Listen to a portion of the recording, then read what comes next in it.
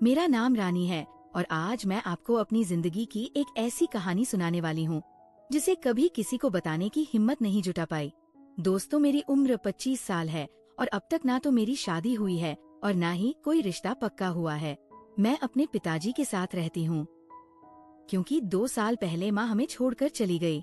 मेरा एक बड़ा भाई है विशाल, जो मुझसे 3 साल बड़ा है और शहर में अपनी पत्नी के साथ रहता था।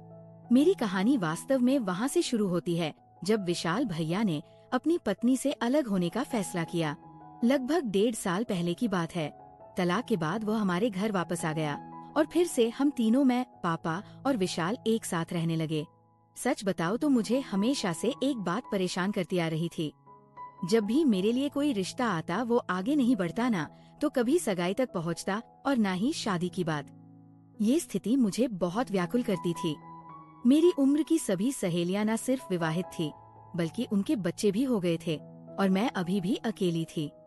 ना कोई जीवन साथी, ना कोई विशेष अनुभव। अब मुझे ऐसा लगने लगा था कि मेरा समय बीता जा रहा है। इस विचार से मैं अक्सर अपने कमरे में अकेले बैठकर आंसू बहाती। मैं खुद से पूछती, ऐसा क्यों? शख्स, क्या मुझ में कोई कमी है? मैं तो सुंदर हूँ, अपना ध्यान रखती हूँ, समाज में घुलती मिलती हूँ, फिर मेरे लिए अच्छे रिश्ते क्यों नहीं आते? कभी कभी तो मन में ये विचार भी आता कि शायद किसी ने मुझ पर कोई टोटका कर दिया है। थॉटफुल फोमो, इन सब विचारों से मैं मानसिक रूप से टूट रही थी।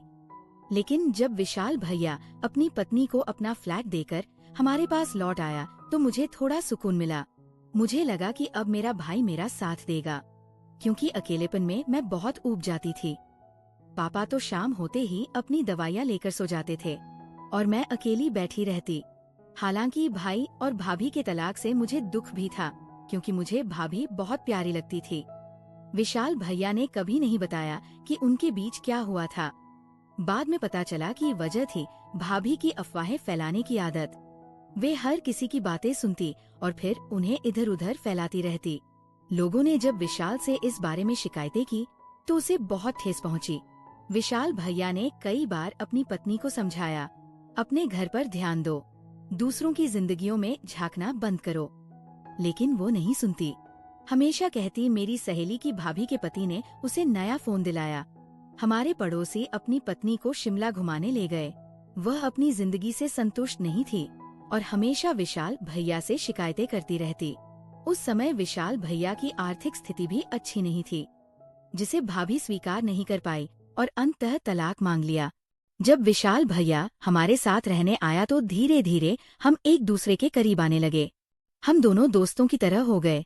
हमारे पास और कोई मित्र भी नहीं था, वह भी अकेला और मैं भी अकेली। पापा बुजुर्ग हैं, जैसा कि आप समझ सकते हैं। वे शाम 6 बजे अपनी दवा लेकर सो जाते और सुबह 5 बजे उठ जाते।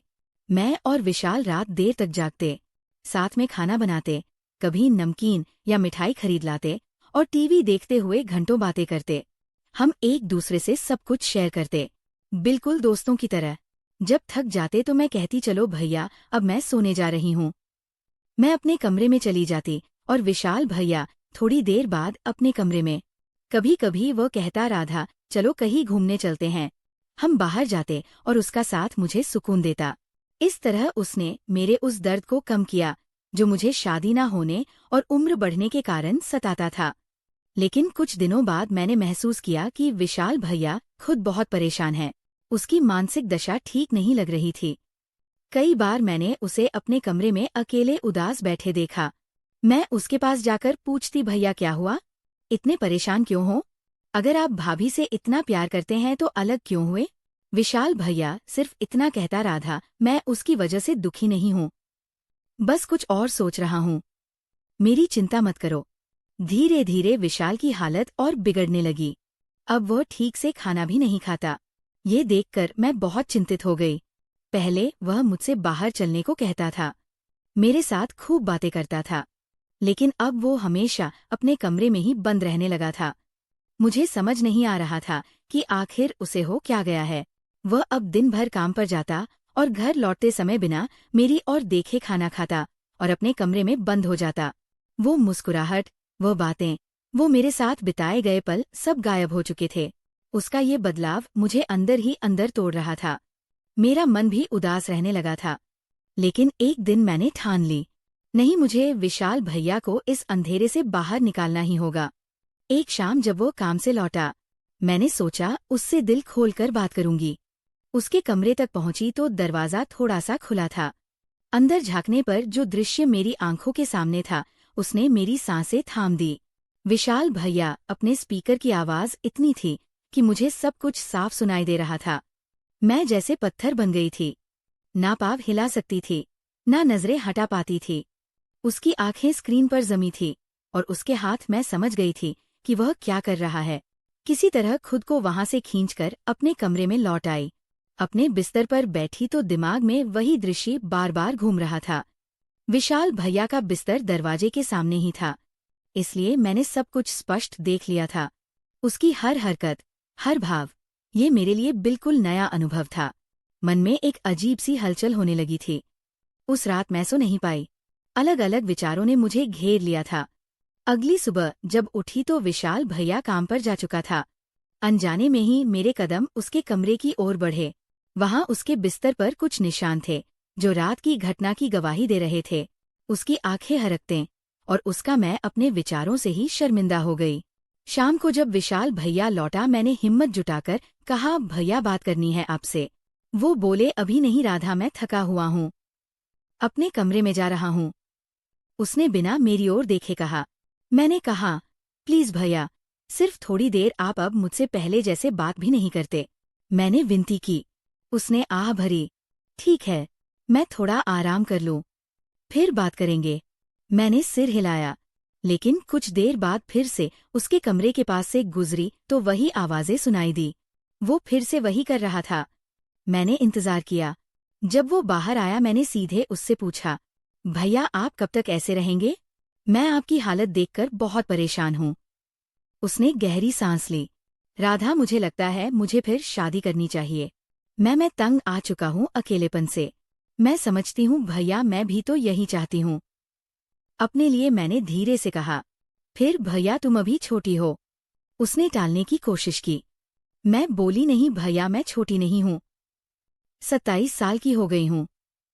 फिर मैंने हिम्मत जुटाई और बोली, भैया कल रात मैंने आपको देखा था, वह फिल्में देखते हुए भैया के ऊपर जैसे बिजली गिरी हो। उसका चेहरा लाल हो गया। क्या बकवास है ये, तुम मेरे कमरे में झांकती हो, कैसी बहन हो तुम? उसकी आवाज लगभग चिल्लाहट थी। उसके शब्दों ने मुझे छलनी कर दिया। मैं फूट फूट कर रोने लगी और भागकर अपने कमरे में चली गई। दरवाजा बंद करके मैंने अपने आंसुओं को आजाद छोड़ दिया। मैं क्या करूं? क्यों इतना अकेलापन? क्यों इतनी उलझने? 5 मिनट बाद दरवाजे पर हल्की सी दस्तक हुई।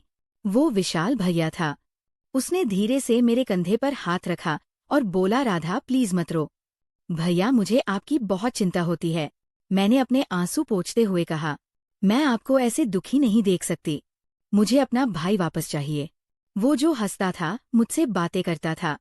विशाल भैया ने मेरी ओर एक अजीब नजर से देखा और बोला, राधा। कल मेरी बात सुनकर विशाल भैया की नजरें बदलने लगी। उसने मुझे पैरों से लेकर सिर तक देखा, ऐसे जैसे अब तक कभी नहीं देखा था। मैं उन नजरों, जब हम मेरे कमरे में थे, अचानक पापा को कुछ आहट सुनाई दी। वे उठे और मेरे कमरे की तरफ आ गए। पापा बोले, राधा क्या कर रही हो इतनी रात को? कौन है तेरे साथ? पापा की आवाज सुनकर हम दोनों सहम गए। विशाल भैया ने जल्दबाजी में अपने कपड़े ठीक किए और जब दरवाजा खुला, पापा ने हमारी हालत देखकर सब समझ लिया। ये क्या हो रहा है तुम दोनों के बीच? पापा गुस्से से कांप रहे थे। ये हमारा घर है, हमारा परिवार है, तुमने हमारी इज्जत मिट्टी में मिला दी। मैं शर्म से फूट फूट कर रोने लगी। पापा के मुख पर निराशा का भार देखकर मेरा दिल टूट रहा था। पापा बोले, राधा मैंने तुम्हें इतने अच्छे संस्कार दिए, लेकिन ये सब क्या है? पापा की आवाज में दर्द था। और विशाल, तुझे अपनी बहन की इज्जत की भी परवाह नहीं। पापा के शब्दों ने हमें वास्तविकता का एहसास करा दिया। विशाल ने सिर झुकाकर कहा, पापा मुझे माफ कर दीजिए, मैं बहुत परेशान था और गलत रास्ते पर चल पड़ा।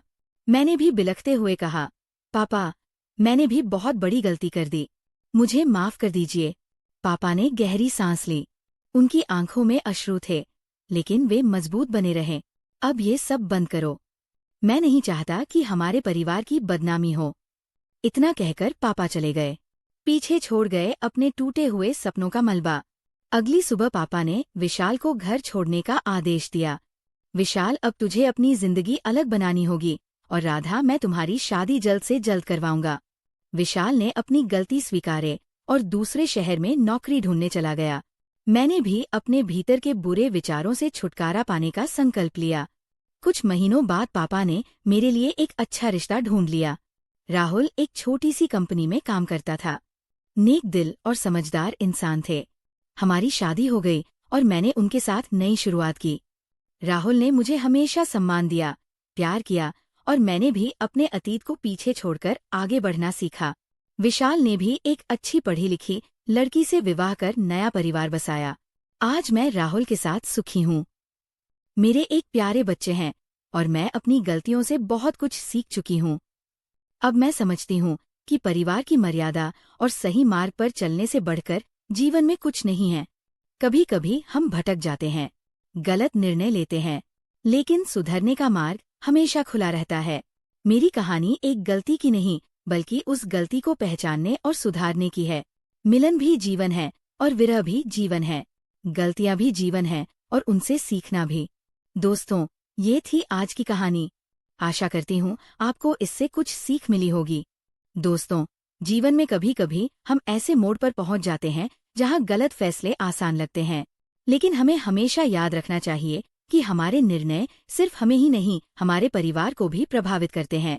मैंने अपनी जिंदगी से ये सीखा है कि कभी कभी हम अपनी कमजोरियों और अकेलेपन में ऐसे फैसले कर लेते हैं जो हमारे और हमारे परिवार के लिए सही नहीं होते। लेकिन हमें हमेशा अपनी गलतियों से सीखना चाहिए और आगे बढ़ना चाहिए। तो दोस्तों, आपको ये कहानी कैसी लगी? कृपया अपने विचार साझा करें। अगर आपको ये कहानी पसंद आई तो इसे लाइक और शेयर करें। ऐसी ही और कहानियों के लिए हमारे चैनल को सब्सक्राइब करें और बेल आइकन दबाना ना भूलें। धन्यवाद।